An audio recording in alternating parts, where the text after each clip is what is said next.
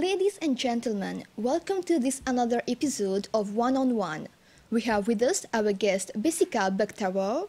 She is 25 years old, a former Miss Mauritius, and now a yoga instructor. Bessika, thank you for being with us in the studio of the MBC.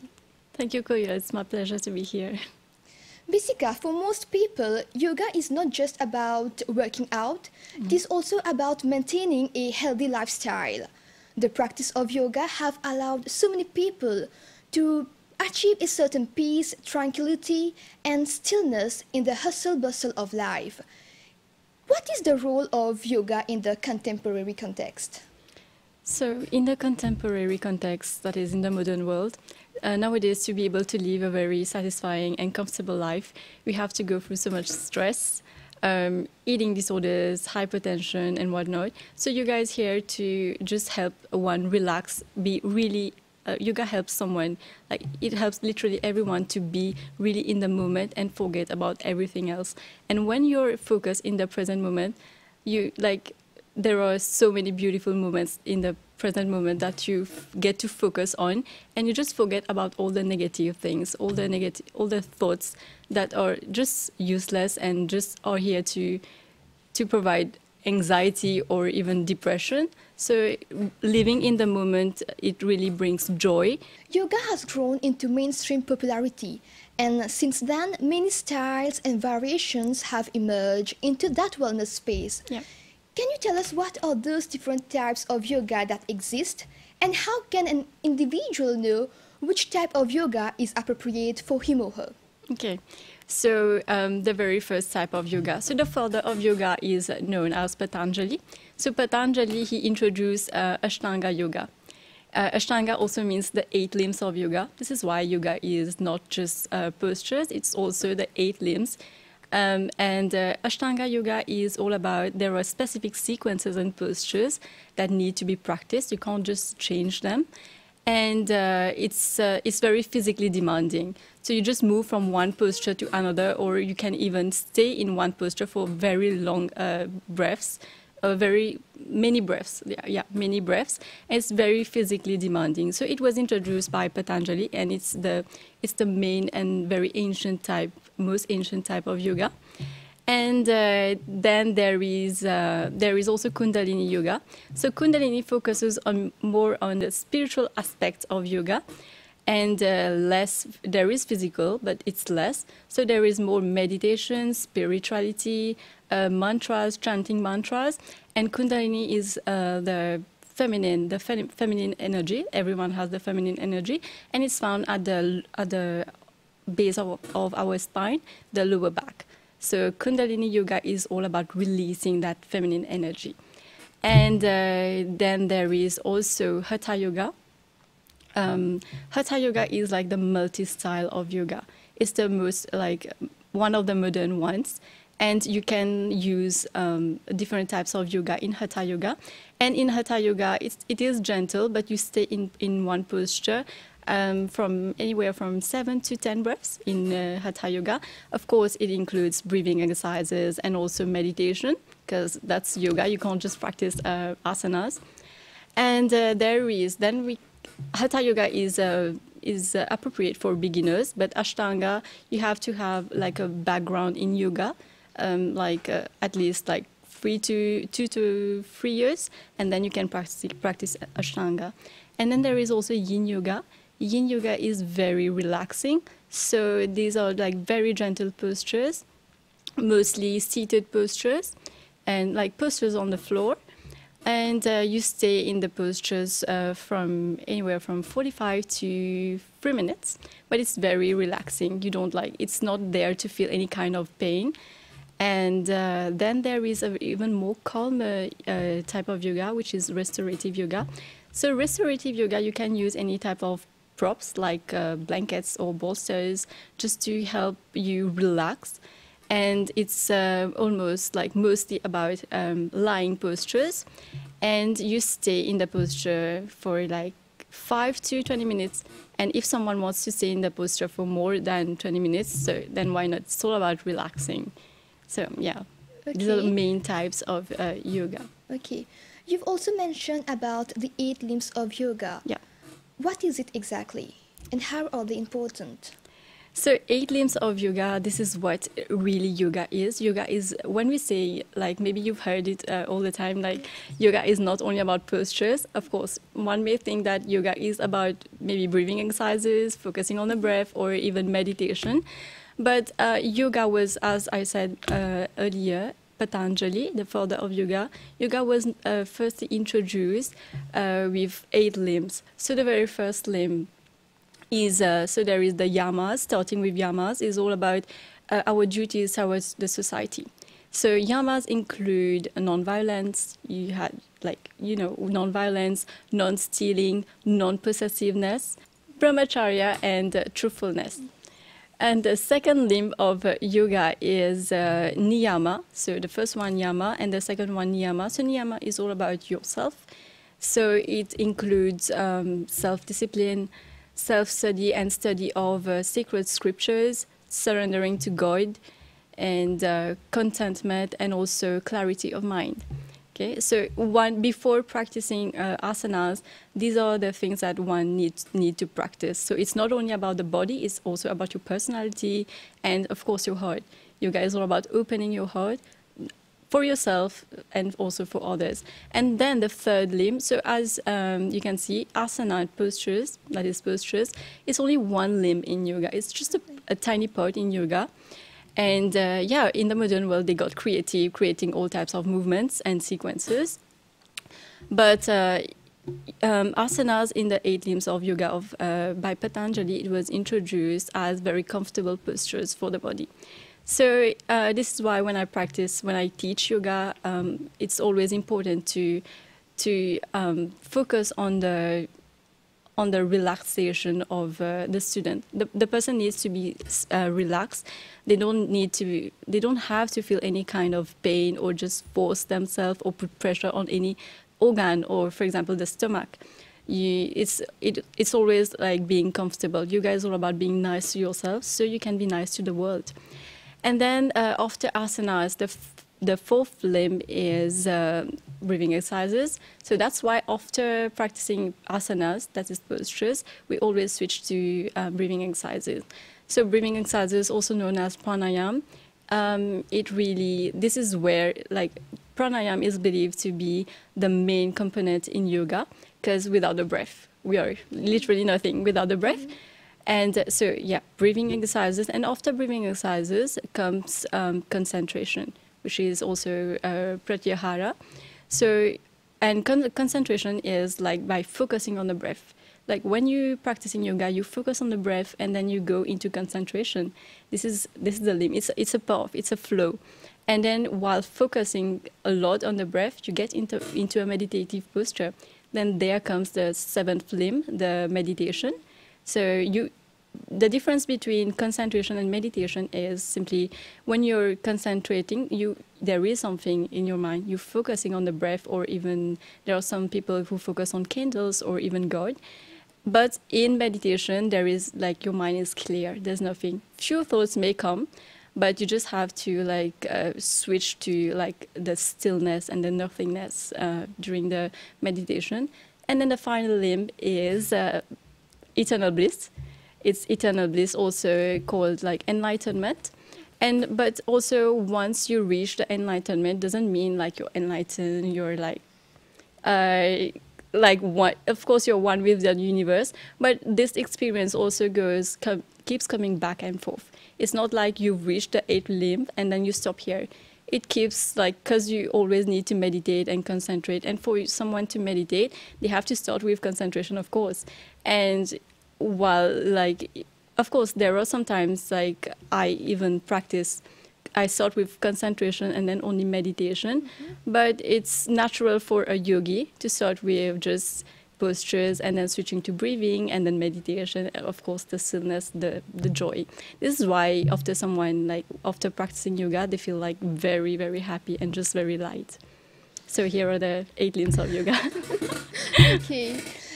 So body postures do play an important role in the practice of yoga.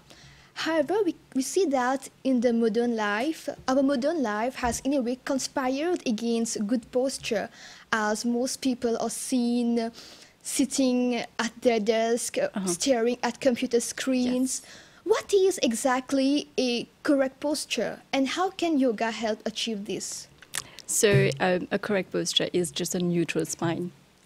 Okay, and the neutral spine, it has like three natural curves. Okay. So the neck, at the back of the neck, and then the mid back. So the back of the neck, then mid back, and the lower back. And maybe you must be thinking like everyone has those curves, so everyone has a good posture. But no, these like natural curves need to be maintained, but not increased. You know, because most of the time, for example, sitting at the desk for a long period of time, the neck tends to be like forward, and even when you were like sitting for long periods of time, your hips tend to be like forward. So just like to know if your posture is correct, your head and your neck need to be like, everything needs to be aligned. So your neck on your shoulders, of course my neck is on my shoulder, but it needs to be aligned, like directly in line. And your hips and your shoulders need to be in line too. So when you're like looking at yourself on the profile side, your hips don't need to be like too much forward or backwards. It's just need to be aligned. So the shoulder blades and the hip bones need to be in line. So that's the correct posture, the neutral spine. This is like our spine. And yoga helps attain that neutral spine or good posture through asanas and also breathing exercises. So through asanas, when someone practices asanas, it helps strengthen weak muscles, so weak muscles that are not able to hold your body upright. And it also helps stretching stiff muscles. So that's one. And another thing, how yoga asanas help good posture is during postures, we use our core a lot. So anyone who's been practicing yoga for a long time, they have very strong core because we have to keep engaging it to be able to practice asanas. So having a strong core really helps, like for the good posture. And also breathing exercises, as I said, breathing exercises help a lot in maintaining a good posture. Because if your body is just like this and you're trying to inhale deep, you won't be able to inhale deep. So you naturally have to be upright, like have your spine very erect for your breath to be able to go in very deep and out. So this is how it helps. What are the different asanas that can correct a body posture? So there are lots of asanas that help to maintain a good posture. So the main ones are spinal twists. So spinal twisting, someone can be sitting in the lotus pose and just twisting, but the person needs to make sure to exhale before twisting. Exhalation, it makes your stomach go in, and then there is a very safe twisting of the spine, and of course it protects the digestive system too, the organs. And then there is plank, there is reverse plank, there is also downward dog, child pose, and forward fold, and also reverse forward fold, which is called standing back bend. So it's just like standing upright, chest forward, joining your hands together, and then just stretching the front body. The postures are therefore meant to strengthen our body inside and outside, so that we don't just look good but feel good as well. Yeah. But as you've mentioned, each of the yoga poses is built to reinforce the muscles around the spine, which is the very center of our body and where everything operates. But beside improving flexibility, what are the other benefits of yoga on our physical health? So yoga, besides flexibility, it helps strengthening the muscles. It helps strengthening also the joints and hence prevent injuries. Yoga helps a lot in preventing injuries because you're always aware about your movements, and also you learn to listen to your body, so you're not prone to injuries, to lots of injuries. It helps regulate the metabolism, and it also helps with body pain that is caused by bad postures. So yeah, these are the physical benefits of yoga. It is also believed that yoga can improve the digestive system and boost the immunity as well. Can you tell us how? Yoga helps in improving the digestive system through asanas because like there are many postures, for example, the wheel pose or the pigeon pose, whereby we like really stretch the abdominal organs and it stimulates the digestive system and all organs. So it helps boosting, it helps improving the metabolism and really regulating it. And when it comes to immunity, yoga is a natural. Yoga reduces stress like naturally. It just comes like whenever, even if someone is not very mindful while practicing yoga, just moving the body, removing, shaking the stagnant energy in the body really reduces stress. So this, and when you reduce stress, like when you feel less stressed, your immunity goes up. Okay, it's just this. And also through pranayama, breathing exercises. So the more oxygenated blood, the more oxygen you have in your blood, the more vitamins or nutrients our digestive organs or intestines are gonna absorb. So yeah, and it also really helps release toxins in our body. And when you're releasing toxins in our body, of course, the immunity goes up. It helps fight those viruses and bacteria in our body. Okay. And what other factors that a beginner should take into considerations before joining a yoga class? So, about the teacher.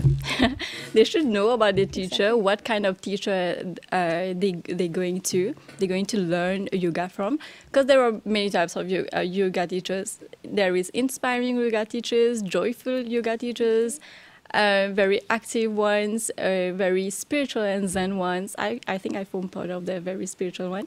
Because it's very normal for example, I've had students who came to me and they just didn't like the way I teach. Then that's completely normal. So they need, before attending the class, before just attending and leaving the class, they need to know what kind of teacher the person is.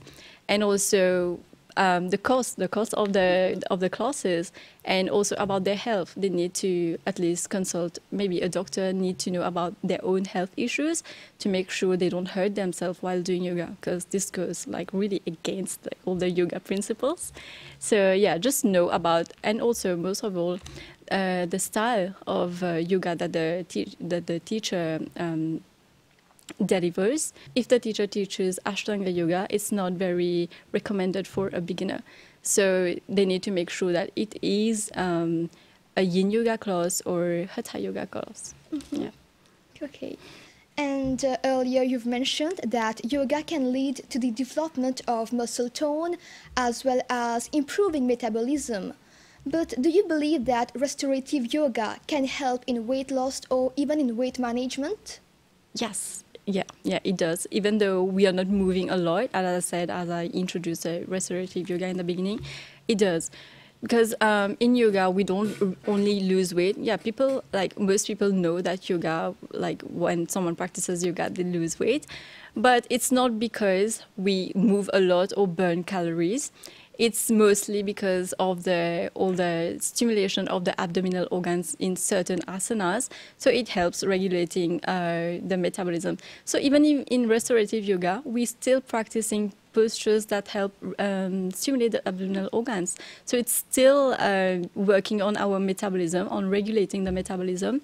And also when practicing pranayama, that also reduces stress. And when your stress is reduced, so the level of cortisol is reduced, and cortisol is like, it contributes to weight gain. So that's how you still lose weight in restorative yoga.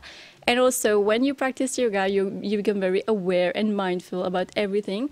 So you learn to listen to your body and be very kind to yourself. And for example, I give you one example. If you're eating and you feel like you're full, you can't take more food anymore, you'll just stop. You'll listen to your body because your body is full. And when someone practices yoga, we start eating because we need to eat. We don't eat just because we want to eat. We don't eat for pleasure. We eat because we need to eat to stay alive. So this is how you lose weight. You still lose weight with restorative yoga. The practice of yoga comprises also of various poses, which sometimes include bending downward or in reverse positions. And normally those poses can put pressure on the stomach organ. So what type of diet should one consume before going to a yoga class? Anything that will get digested easily. Any whole grain, carbohydrates, protein and fat, just for energy during the class, and they need to eat at least 2 hours before the class. And for example, for myself, if I eat 2 hours before a yoga class, I'm gonna feel lightheaded or hungry during the class. So for this, because I have a very fast metabolism, it gets digested very quickly. So for these kind of people, for people like me, you can eat 30 minutes before the class. You can have a snack before the class. It can be almonds or dried fruits, just to keep your stomach full. So these people who have fast metabolism, they need to eat 2 hours before the yoga class and also 30 minutes before the yoga class. Okay. Bessika, how did you actually develop this interest in yoga, and what motivated you to be a yoga instructor today? My very first yoga class was when I was 9 years old. So there was a very great yoga teacher who came from India for a 3 days workshop. And the minimum age for that workshop was just, I think was 12 years old. But I cheated. I wanted to attend the workshop. So I just said that I was 12 years old and I attended the 3 days yoga workshop. And it's from that very young age that I learned about breathing exercises. There are many people who breathe from the chest, but the correct way of breathing is from the stomach, because the lower part of our lung needs the most oxygen. So yeah, it all started from 9, when I was 9. And then after 9, it was only when I was 21 years old when I was going for Miss World competition. So I had no talent. And they asked me, like they said that they think I will do good at yoga. So I went to a yoga class in Quatre-Bonnes and I learned yoga from a teacher called Preeti Rajshri. Mm-hmm. And she really inspired me, just like a very feminine energy and the way she moves. It really inspired me to keep on practicing yoga. And since I was like, I think it was, I was 21 years old, sorry. And I kept on practicing yoga. I never stopped. And I was studying psychology at the University of Mauritius. And so yoga helped me a lot, like so much with all the stress and mental, all the stress from studies and everything. Because I liked psychology, but it was way too much for me. So there was a friend who guided me. He told me, you know what, I see you as a yoga teacher. You need to start teaching yoga. So I went to India for a yoga teacher training and became a yoga teacher. Okay, that's interesting actually. Thank you. And actually, Bessika, nowadays there are so many people who lead a stressful life, and some even have anxiety disorder. How can those breathing exercises and the yoga exercises, the yoga postures, can help someone to relax as well as to get over that anxiety? Anxiety. Yeah, anxiety is a very serious thing nowadays. So first of all, I'll talk about how asanas help and how pranayama, breathing exercises, help. So asanas, so when someone experiences anxiety or any kind of even depression, it's so bad that it becomes physical. We can't see it. We can't see it because it's inside. And when it becomes physical, the person starts feeling all kind of pain and even becomes sick, like attracts all kind of bacteria, viruses. The system goes low, very low. Our internal environment just gets unbalanced. So while practicing asanas, as I've already mentioned before, it reduces stress. Yeah, it reduces stress. But also like the posture, the movement, it's helped really it helps the muscles relax. So when you're moving, also when you're feeling anxiety, especially the neck and shoulders, it's very stiff. Mm-hmm. All the pressure, all the tightness is here, and also the lower back, the hips. Some people can feel it here. It's all about, everyone is different. Some people can also feel it in the lower like lower body around the hips, inner thighs. So the movement really helped release all the muscles. Thank you so much, Bessika, for these wonderful insights. It was a pleasure to have you on our set. Ladies and gentlemen, we have now come to the end of this episode. Thank you for your time. We hope to catch you very soon for the next episode of One on One.